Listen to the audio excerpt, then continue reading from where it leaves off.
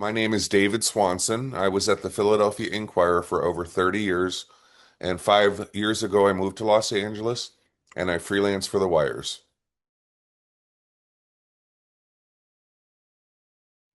When I was 14, I tried to be a painter, couldn't do it. I was artistic, but I just couldn't get the proportions right. Another friend in school, high school, loaned me his camera, and I realized you get exactly what you see. And from there, I bought all the photo books. My parents encouraged it as a hobby, and I went to 1 year of engineering for college, and I said, this is not for me. I've heard about Ohio University. Let me go there for journalism, photojournalism, or there it's called VisCom, Visual Communications. I did my internships every summer. Oh, well, let me say this.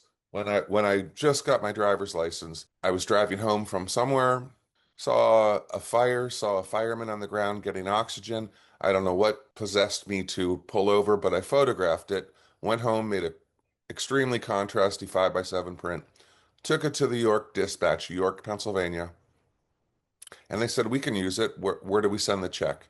And that set the hook. So from there on out, I chased the volunteer firemen up the road. I'd hear the siren and I'd get there before they even left. And I'd be like, where are we going? What happened? Is it an accident on I-83? Is it a farm barn that's on fire? So I just absolutely enjoyed that.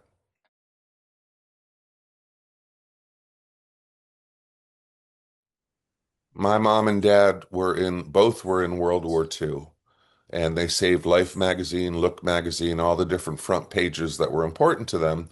So we had boxes of those those that I paged through, and I could tell you the name of every photographer that ever took any important picture.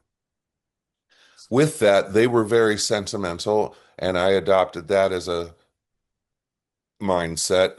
And photojournalism just stuck out to me. I can remember although it happened before me, the assassination of President Kennedy, I'm sentimental about. Sentimental's not the right word, but it's emotional to me. Martin Luther King, Vietnam War, so when 9/11 happened, that that was probably the biggest event of my life so far.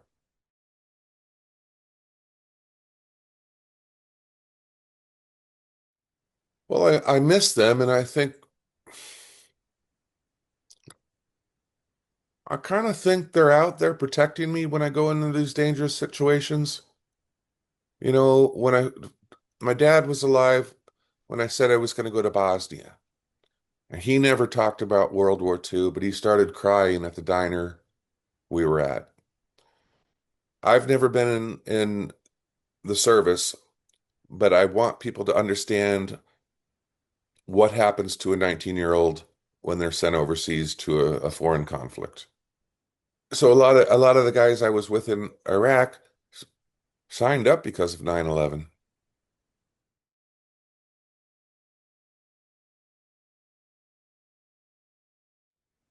You have to put it away in the back of your mind. You really have to distance yourself, or at least for me. It's not compartmentalized, but I can't go down that road all the time. I did for a while, and it's exhausting. So I would find myself having a panic attack over something totally unrelated. If I saw something that just mildly represented a kid doing well in some other situation, and I would think of the kids that, or the young men that couldn't be doing that. And even when I see an air show, it just gets to me. Not that I'm a proponent of war, but the fact that the young man learned how to fly this jet and is up there alone, I don't know. That doesn't make sense. But that's one thing that gets to me is air shows and pilots, nurses. If I smell diesel and a generator, that sets me off. Um, Firemen. I feel the fires I cover now are as similar as going out on patrol with a rifle team, the hot shots.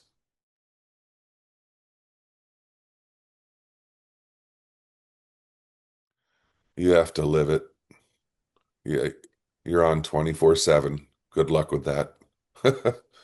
Um, I'm constantly asking myself, am I at the right place at the right time? Just because the assignment said 2 p.m. might not be the time I should be here. And then, always early, always stay later. It's never the event itself. It's the walk to the podium of the person. Try to separate yourself from the other photographers. Although it's great to emulate better photographers at the start, you seem to find your own voice as time goes on.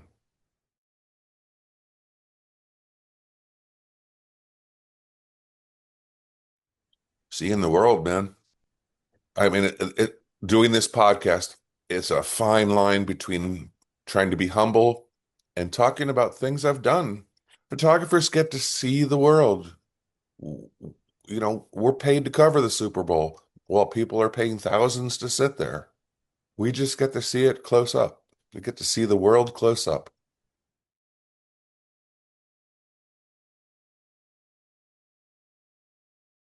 I think you need to know what's going to happen 10 seconds from now.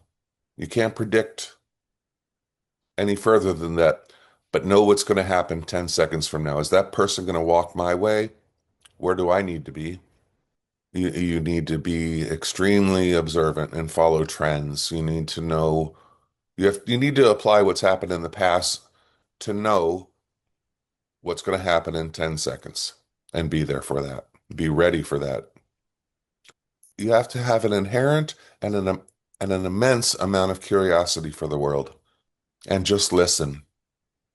You're not there for you. You're there to watch and listen. And it's about the subject. It's not about your photography.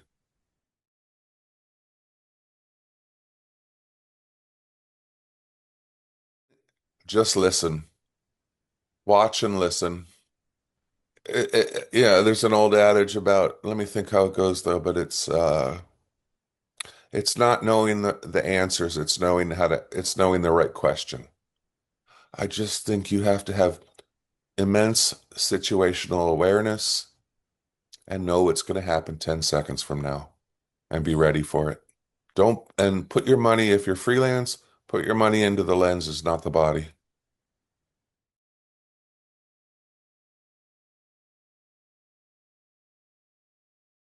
I don't think I've ever not taken a photo. We've not published photos, but I don't think I've ever not taken a photo.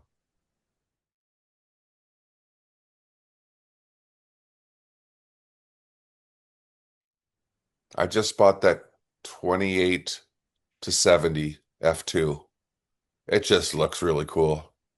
You know, it just looks really good. I bought that 200 to 800 razor sharp. Although you have to deal with the atmosphere, you can't shoot something that far away without distortion. If I had to walk out the house with two lenses, it would be a 24 and a 105.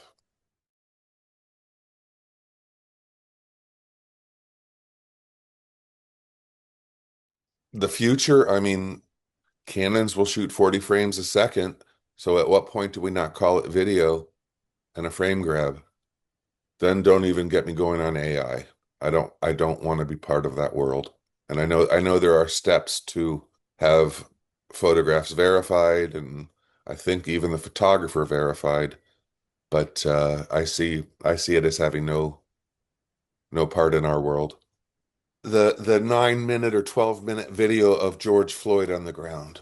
That was with a vertical video from an iPhone or a smartphone. I can't deny that was an important piece of journalism. I think there was an honorary Pulitzer given to her. So who am I to say an iPhone can't do the job? The problem I have with iPhones is I can't turn the HDR off on mine. And I don't think that's representative of our ethics. But it's a changing world. We've gone from speed graphics to Nikon F3s to, down the road to the iPhone. So life goes on.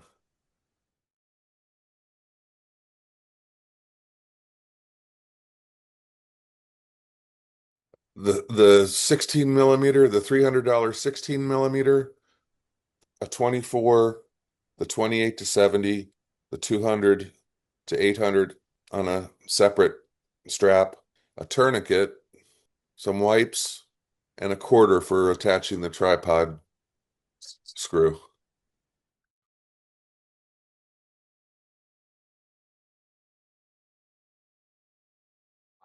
100% JPEG. I thought I'd save boxes of negatives, but now it's boxes of hard drives that fail.